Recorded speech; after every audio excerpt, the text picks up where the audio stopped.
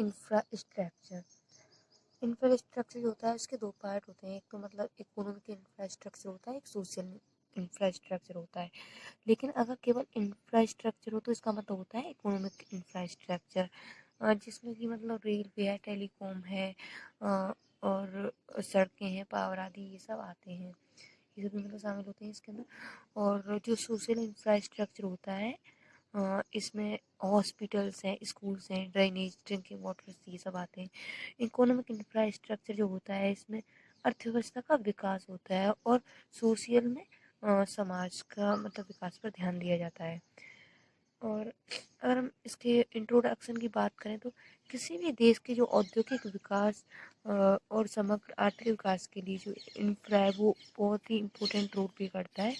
और इसकी कमी से न केवल आर्थिक विकास प्रभावित होता है बल्कि लोगों के जीवन की जो क्वालिटी ऑफ लाइफ है वो भी बहुत ज़्यादा कमज़ोर हो जाती है। क्वालिटी ऑफ लाइफ कमज़ोर होने का मतलब है कि जैसे कि अगर कोई ट्रांसपोर्ट सिस्टम अच्छा नहीं है तो मतलब हम अगर कहीं पहुंचना चाहते हैं तो मतलब वहाँ पे पहुंचने में टाइम लगेगा हमको और हमारा बहुत ज़्यादा टाइम वेस्टेज भी होगा।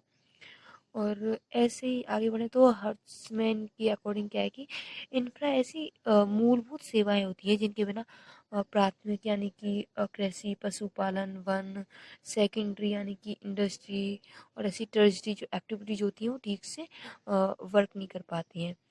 और आर्थिक सर्वेक्षण 2018-19 के अकॉर्डिंग भी किसी भी जो राष्ट्र है उसकी सोशियो इकोनॉमिक ट्रांसफॉर्मेशन के लिए भी ये मतलब बहुत ज़्यादा ज़रूरी हो जाता है कि सभी लोगों को जो इंफ्रा सर्विसेज हैं वो सस्टेनेबल और इंक्लूसिव तरीके से उपलब्ध कराई जाए। सस्टेनेबल का मतलब होता है लगातार मिलती रहे और इंक्लूसिव यानी कि सभी को सभी को मिले, ऐसा नहीं है कि एक को मिल रही है दूसरे को नहीं मिल रही है। और विश्व बैंक के द्वारा भी ये कहा गया है कि जिन राष्ट्रों में इंफ्रा मजबूत होती है उनकी जो प्रोडक्टिविटी है उसकी वृद्धि दर भी बहुत ज़्यादा अच्छी होती है। और कई सर्वेक्षणों में जो इन्वेस्टर्स होते हैं उनके द्वारा ये बताया गया कि जो जब वो करते हैं तो उससे पहले वो ये देख लेते हैं, इस बात पे ध्यान देते हैं कि संबंधित क्षेत्र की इंफ्रा की जो स्थिति है वो कैसी है। और स्पष्ट है कि एक वृद्धिमान भूमंडलीकृत वैश्विक अर्थव्यवस्था में एफडीआई को आकर्षित करने के लिए जो विश्व स्तरीय इंफ्रा है उसका होना जरूरी होता है। जैसे कि अमेरिका है, अमेरिका जो है वो एफडीआई के लिए नंबर 1 पे माना जाता है और जो भारत है वो 10वें नंबर पे माना जाता है। जो अमेरिका होता है वो मतलब विश्व बैंक है, आईएमएफ है, इन सब से लोन नहीं लेता लेकिन वो एफडीआई को बहुत आकर्षित करता है। तो हम यहाँ पे यही देख रहे हैं कि इनफ्रा जो है वो ग्लोबल लेवल पे है या नहीं, ये मतलब आकर देखते हैं हम। तो ऐसे अगर हम इंफ्रा के महत्व को अगर एक डायग्रामेटिकली तरीके से देखें तो हम देख सकते हैं कि जो इंफ्रा का महत्व होता है वो इंडस्ट्रियल एंड इकोनॉमिक डेवलपमेंट में होता है, क्वालिटी ऑफ लाइफ के लिए होता है, प्रोडक्टिविटी के लिए होता है, सोशियो इकोनॉमिक ट्रांसफॉर्मेशन के लिए होता है, better performance of primary, secondary and tertiary activities के लिए होता है, एफडीआई के लिए होता है। और अगर हम मतलब इंफ्रा का अर्थ अगर मतलब भारत में लेके चलें कि भारत में इंफ्रा का क्या अर्थ होता है तो भारत में इंफ्रा का कोई सटीक अर्थ नहीं है, लेकिन जो वित्त मंत्रालय है उसके द्वारा जारी किए जाने वाले आर्थिक सर्वेक्षण के अकॉर्डिंग इंफ्रा में निम्न बातों को जरूर सम्मिलित किया गया है। वो क्या है कि जैसे कि पावर है, सीमेंट प्रोडक्शन है, कोल प्रोडक्शन है, पेट्रोलियम प्रोडक्शन है जैसे कि क्रूड एंड रिफाइनरी, टेलीकॉम है, railway, roads, ports, aviation, logistics, इन सब को मीन्स इसमें इंक्लूड किया जाता है। और अगर मतलब इंफ्रा की अगर हम कुछ विशेषताओं की अगर बात करें तो वो ये है कि इंफ्रा में जो खर्च का एक बहुत बड़ा जो भाग होता है वो संक इन्वेस्टमेंट के रूप में होता है। जैसे कि संक इन्वेस्टमेंट जो होता है मतलब किसी खास पर्पस के लिए किसी चीज़ में पैसा लगाना ही होता है और वो हमेशा डूबने की कगार पर रहता है। जैसे कि एग्जांपल है कि एक बड़ी मतलब एक सड़क बनाई हमने छोटी, लेकिन उसी के बराबर में हमने बड़ी सड़क बना दी तो उस छोटी सड़क का महत्व नहीं रह जाता है। ऐसे अगर मतलब हमने किसी शहर के लिए पाइपलाइन निकाली वहाँ पे पानी जाने के लिए, लेकिन बाई चांस अगर वो शहर जो है किसी कारणवश हमको वहाँ से हटाना चाहता है तो वो पाइपलाइन में जो पैसा इन्वेस्ट किया गया तो वो तो बेकार गया ना।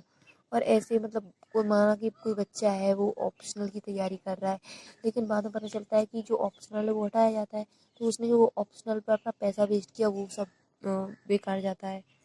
तो ऐसे ही मतलब क्या होता है कि जो प्राइवेट सेक्टर होता है, इसीलिए जो प्राइवेट सेक्टर होता है उसका जो इधर कम रुझान रहता है इंफ्रा में, क्योंकि मतलब उसका एक बड़ा भाग जो होता है वो संक इन्वेस्टमेंट के रूप में होता है इसलिए। और हम दूसरी विशेषता की बात करें तो जो इंफ्रा सेवा होती हैं वो नेचुरल मोनोपोली का उनमें मतलब गुण देखने को मिलता है। नेचुरल मोनोपोली जो होती है वो वह आर्थिक स्थिति होती है जिसमें उत्पादन बढ़ने के साथ साथ उत्पादन की जो औसत लागत होती है वो कम होती चली जाती है। और आगे बोले तो चूंकि जो इंफ्रा में स्थिर लागतों की भूमिका प्रधान रहती है, इसलिए जैसे जैसे प्रयोक्ता यानी जो यूजर्स होते हैं उनकी संख्या बढ़ती है, प्रति प्रयोक्ता इंफ्रा सेवा उपलब्ध करवाने की जो लागत है वो कम होती चली जाती है। तो अगर इसको हम समझना चाहें तो ऐसे समझ सकते हैं कि मतलब जो इकोनॉमिक्स होती है उसमें मतलब दो साधनों की ज़्यादा बातचीत की जाती है। जब हम उत्पादन की बात करते हैं तो एक पूंजी होती है, एक श्रम होता है, यानी कि एक मशीन होती है, एक लेबर होता है। इन दोनों की अगर आप तुलना करें तो जो मशीन होती है वो स्थिर होती है और लेबर वेरिएबल होती है। और आप अगर मतलब लेबर को आप जो है लेबर को बदल सकते हैं और मशीन को लेकिन तुरंत नहीं बदल सकते हो। तो जैसे जैसे आपको मतलब ज़्यादा प्रोडक्शन चाहिए तो मशीन तो स्थिर है और लेबर को बदलना पड़ेगा। तो इकोनॉमिक्स कहता है कि जैसे जैसे आप ज़्यादा लेबर लगाओगे तो हर एक लेबर की जो उत्पादकता है वो कम होती जाती है। जैसे मान लो पहला लेबर लगाया, उसकी जो प्रोडक्टिविटी थी वो 10 यूनिट है, दूसरा लगाओगे तो उसकी 10 से कम होगी, तीसरा लगाओगे उसकी और कम होगी, कम ऐसे ही मतलब चौथा पाँचवा ऐसे ही कम होती चली जाएगी और एक पॉइंट ऐसा आएगा कि किसी को लाने से कोई फ़ायदा ही नहीं होगा। तो इसको हम कह सकते हैं कि इसको जो हम क्या कहेंगे डेमिनिशिंग रिटर्न्स बोलेंगे इसको। ये बहुत अच्छा जो है वो सिद्धांत माना जाता है। ये उपभोग में भी होता है। जैसे मान लो मैं बहुत ज़्यादा थका हुआ हूँ और मुझे चाय की इच्छा हो रही है, तो जो चाय की जो यूटिलिटी है जो मतलब उपभोग है हम यूटिलिटी शब्द का यूज़ करेंगे। और मतलब साधन की उत्पादकता होती है, वस्तु की उपयोगिता होती है। तो मतलब जो चाय की जो उपयोगिता है मुझे बहुत ज़्यादा लग रही है क्योंकि मैं बहुत थका हुआ हूँ और मतलब और मैंने सुबह से चाय भी नहीं पी है। तो अब जैसे मुझे एक कप चाय मिलेगी तो मुझे बहुत अच्छी लगेगी और फिर दूसरी मिलेगी तो इतनी नहीं लगेगी कि फिर मैं पी लूँगा, लेकिन तीसरी लगेगी तो मैं मना कर दूँगा कि नहीं रहने दो। तो अब हमको मतलब जितनी पहले की जो उपयोगिता लगी थी उतनी तीसरी की नहीं लगी।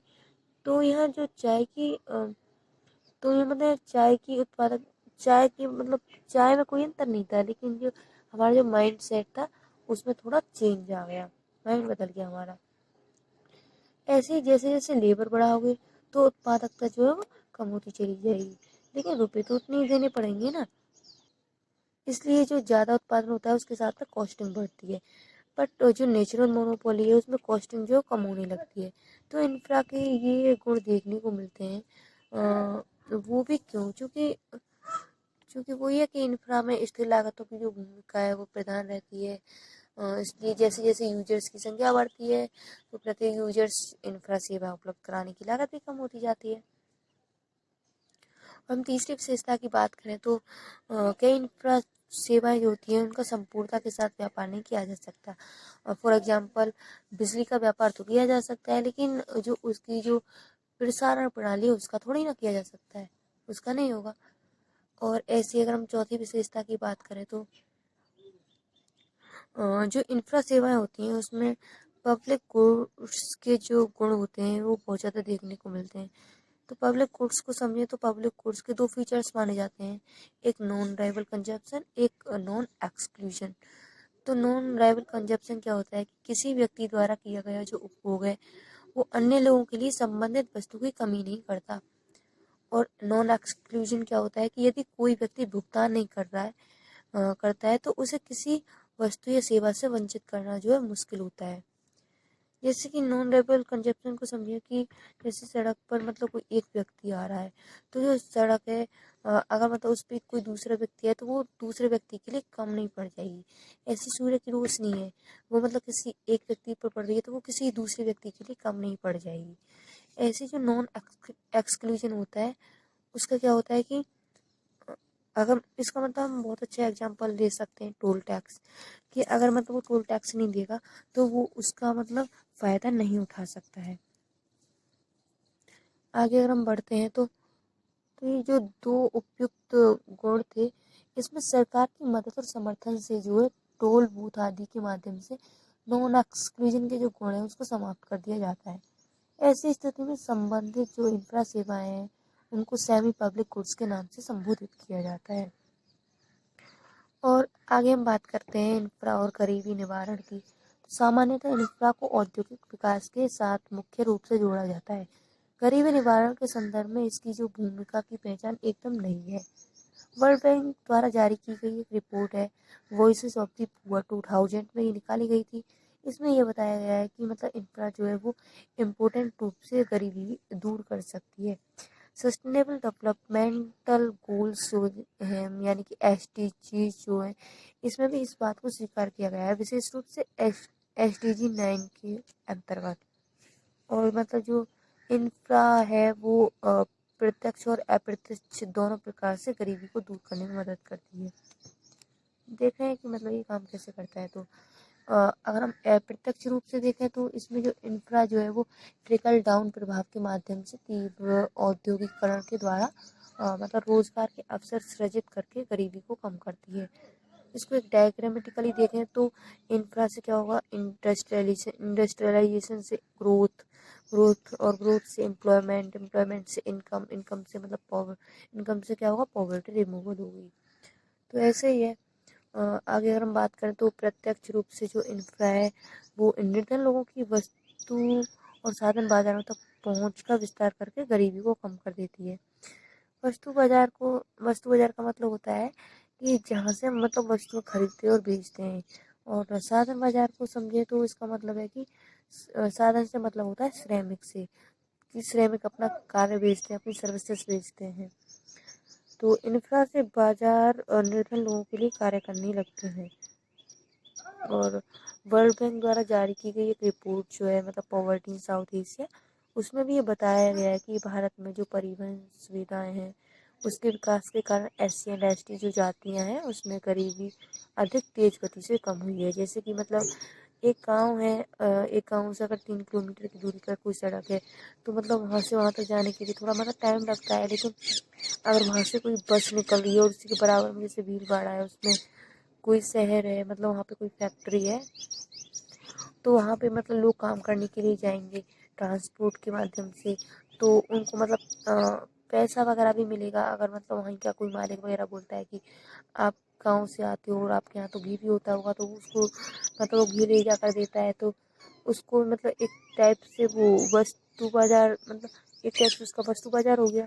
और मतलब वो वही लेबर जो है पर अपना मतलब वहाँ पे सर्विसेज दे रही है, तो एक तरीके से वो साधन बाजार हो गया। तो एक तरीके से वहाँ मतलब उन लोगों की पहुँच हो जाती है और जो गरीबी है वो बहुत मतलब कम होने की कगार पर होती है।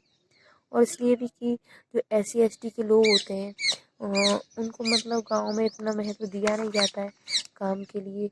लेकिन अगर मतलब वही लोग बाहर जाते हैं, दिल्ली जैसे शहरों में या जयपुर जैसे शहरों में जाते हैं, तो वो मतलब कुछ भी काम कर सकते हैं और उनकी गरीबी जो है वो दूर होती है।